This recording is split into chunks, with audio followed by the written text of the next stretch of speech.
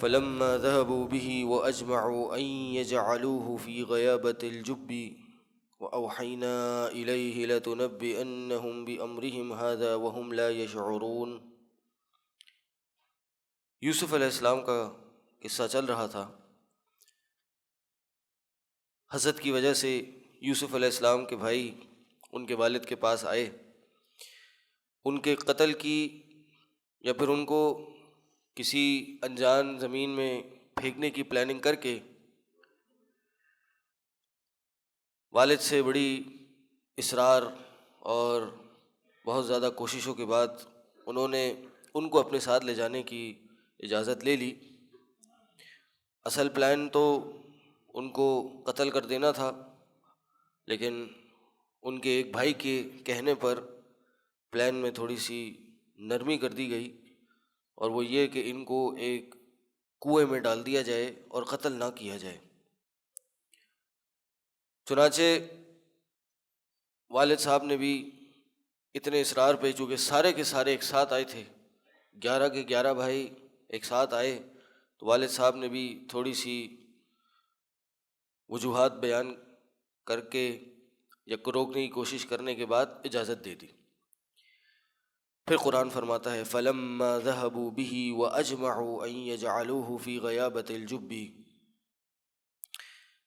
کہ پس جب ذَهَبُوا بِهِ وہ یوسف علیہ السلام کو لے گئے اور طے کر لیا کہ ان کو غیابۃ الجب کنویں کی گہرائی میں ڈال دیں گے، یعنی اب اس پکنک پہ یا جہاں انہوں نے جانا تھا وہاں چلے گئے، جانا تو پکنک پہ نہیں تھا، کام تو اصل یہ تھا، وہاں ان کو لے گئے، اور جب تہیہ کر لیا پورا ارادہ اور وہ کام کرنے لگے کہ ان کو اس کنویں میں ڈال دیں، قریب ہی پہنچ گئے اس کے اور یہ کام کرنے ہی والے تھے، تو اوحینا الیہ، اللہ تعالیٰ فرما رہے ہم نے وحی کی یوسف علیہ السلام کی طرف، کیا لَتُنَبِّئَنَّهُمْ بِأَمْرِهِمْ هَذَا وَهُمْ لَا يَشْعُرُونَ، کہ اے یوسف آپ ضرور بالضرور اس کام کی خبر دیں گے ان کو۔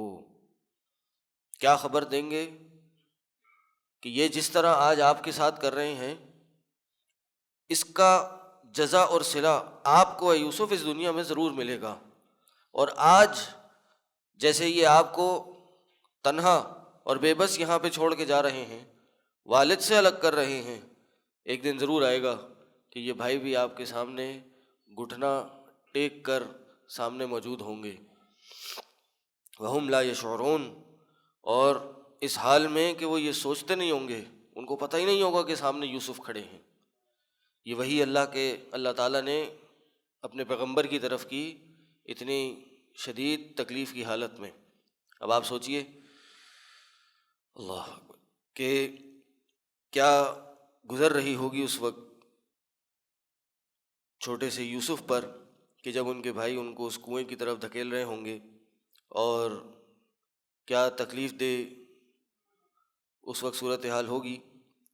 قرآن نے اس کو بیان نہیں کیا کہ اس کی تفصیلات بتائیں، کیونکہ یہ بات واضح ہے، پڑھنے والا سننے والا اس بات کو سمجھ سکتا ہے کہ کس طرح سے یہ معاملہ ہو رہا ہوگا۔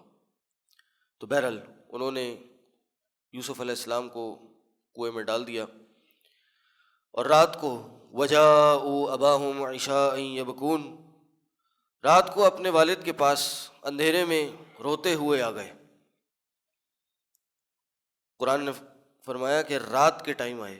کیوں آئے رات کے ٹائم؟ کیونکہ عموماً رات میں نہیں آتے تھے، دن میں آتے تھے۔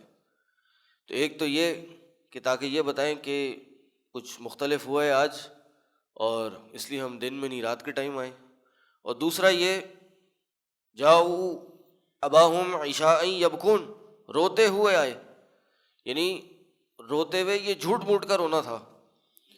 تو جھوٹ موٹ کا رونا دن کے ٹائم ہو تو اس کی جو حقیقت ہے وہ واضح ہو جاتی ہے، دکھ جاتا ہے، لیکن رات کے ٹائم آئیں گے تو اندھیرے کا وقت ہے، جو چیز چھپانا چاہ رہے ہیں وہ آسانی سے چھپ سکتی ہے، جو ایک کیفیت اپنے پہ طاری کرنا چاہ رہے ہیں وہ زیادہ حقیقت میں تبدیل ہو کے دکھ سکتی ہے، اس لیے رات کے ٹائم آئے اور روتے ہوئے آئے۔ فرمایا قولوا یا ابانا، اے ہمارے والد، انا ذهبنا نستبق وترکنا یوسف، اصل میں معاملہ یہ ہوا کہ ہم گئے تھے اور نستبق، ہم کچھ بھاگ دوڑ کرنے لگے، کھیل کود میں لگ گئے، آگے نکلتے چلے گئے۔ وَتَرَكْنَا يُوسُفَ عِنْدَ مَتَاعِنَا، اور ہم نے یوسف کو اپنے سامان کے ساتھ چھوڑ دیا۔ ظاہر ہے ہم اپنے کچھ کاموں میں لگے ہوئے تھے، تو یوسف کو یا تو آرام کے لیے یا پھر اپنے سامان کی حفاظت کے لیے ہم نے پیچھے چھوڑ دیا۔ اور کیا ہوا؟ فَأَكَلَهُ الذِّئْبُ، اور ان کو اس ایک بھیڑیے نے کھا لیا۔ وَمَا أَنْتَ بِمُؤْمِنٍ لَنَا وَلَوْ كُنَّا صَادِقِينَ، اور آپ ہم پہ ایمان لانے والے نہیں ہیں اگرچہ ہم بڑے سچے ہیں۔ یعنی پہلے ہی عذر دیا اور یہ بھی بتا دیا کہ عذر آپ قبول کرنے والے نہیں ہیں، اس لیے اس عذر کی تاکید کے لیے فوراً بتایا کہ آپ ہم پہ ایمان لانے والے نہیں ہیں اگرچہ ہم بڑے سچے ہیں۔ وہ بڑی عجیب سی بات تھی کہ جب آئے، روتے ہوئے آئے، تو بھیڑیے نے یوسف علیہ السلام کو کھا لیا، قتل کر دیا۔ تو کیا پورے کا پورا کر دیا؟ اور کیا یوسف علیہ السلام کی اتنی عمر بھی نہیں تھی کہ کوئی تھوڑی سی چیخ و پکار کرتے، کسی کو آواز دیتے، کسی کو اپنے پاس بلاتے؟ اس سے یہ معلوم ہوتا ہے کم از کم اتنی عمر تھی کہ خود چل پھر سکتے تھے، آگے پیچھے جا سکتے تھے۔ اس لیے تو کہا کہ ہمارے ساتھ جائیں، کھیلے کودے، تھوڑی ہوا کھائے اور تھوڑی سی سیر تفریح کرے۔ تو کم از کم کوئی 5-6 سال کی تو عمر ہوگی، 6-7 سال کی۔ تو اس موقع پہ بچہ اتنا قابل ہوتا ہے کہ چیخ و پکار کر سکے، یا پھر کوئی جانور اگر آ رہا ہے تو اس سے اپنے آپ کو کم از کم کچھ نہ کچھ بچا سکے۔ تو یہ کیا، یہ بغیر یوسف کے آ گئے، یوسف کا جنازہ بھی لے کے نہیں آئے۔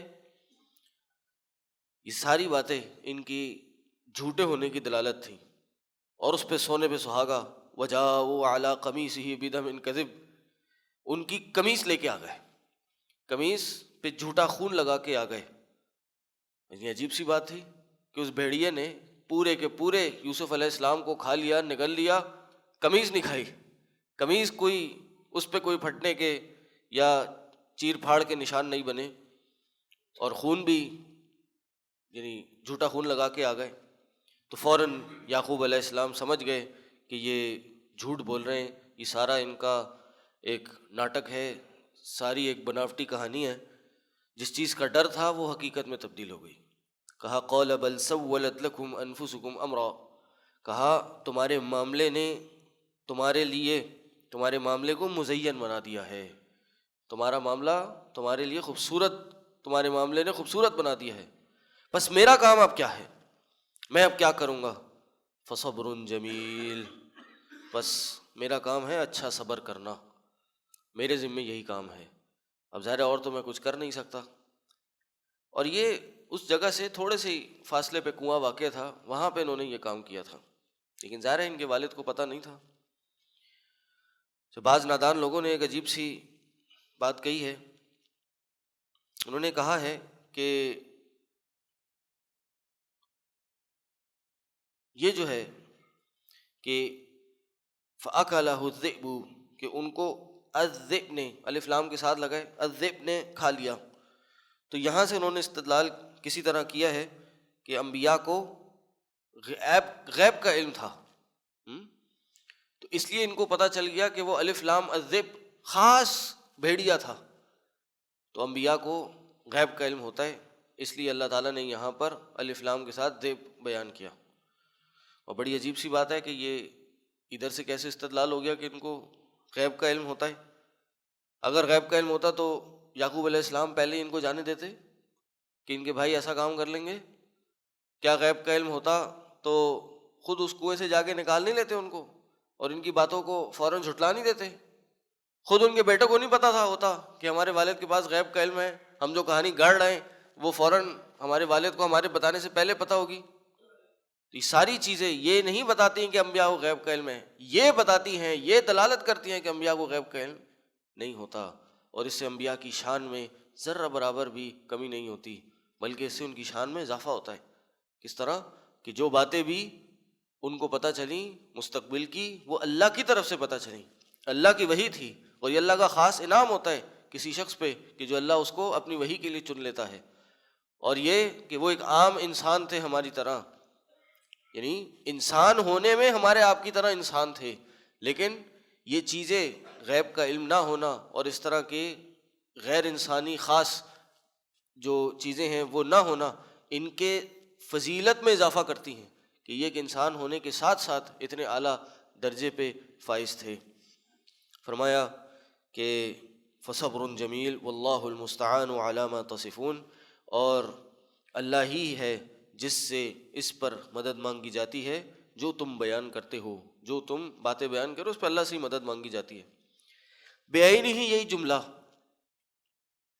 اما عائشہ رضی اللہ عنہا نے اس وقت اپنی زبان مبارکہ سے بیان کیا تھا کہ جب ان پہ تہمت لگائی گئی تھی، وہ واقعہ افک کہ جب ان پہ ایک برائی کا جھوٹا الزام لگا دیا گیا تھا اور گھر والے بھی ان پہ یقین نہیں کر رہے تھے، تو پھر انہوں نے روتے ہوئے اپنی زبان سے بات کہی کہ بس ابھی میں وہی کہوں گی جو یوسف کے والد نے کہی تھی۔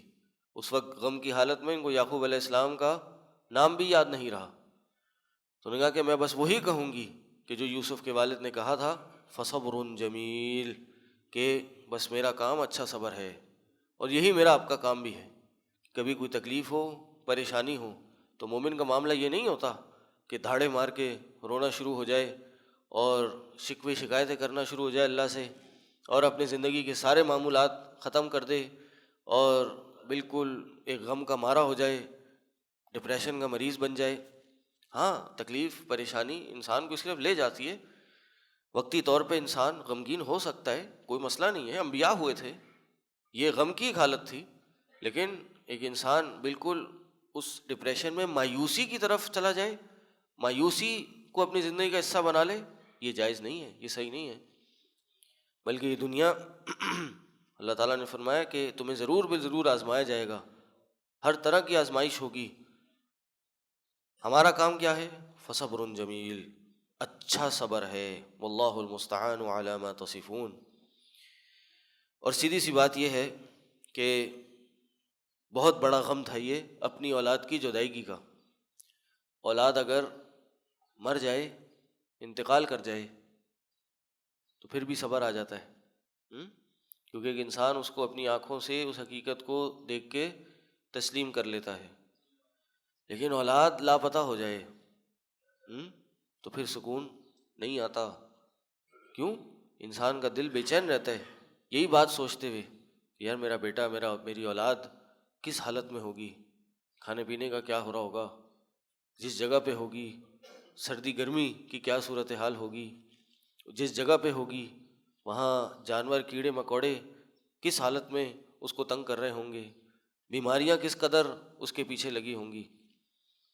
تو یہ یقیناً ایک بڑی آزمائش تھی جو یعقوب علیہ السلام کو آئی، اور یہ انبیاء کو آتی ہے اپنی زندگی میں، یہ انبیاء کی زندگی کا حصہ ہے، اور یہی چیز ان کو بلندی مقام کی طرف لے کے جاتی ہے۔ اللہ کے نبی صلی اللہ علیہ وسلم نے فرمایا اشد الناس بلاء الانبیاء، کہ سب سے زیادہ جن لوگوں کو آزمایا جاتا ہے وہ کون ہیں؟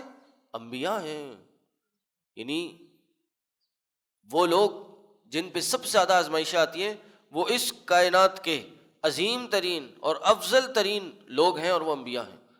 ان کے بعد کن پہ آزمائشیں آتی ہیں؟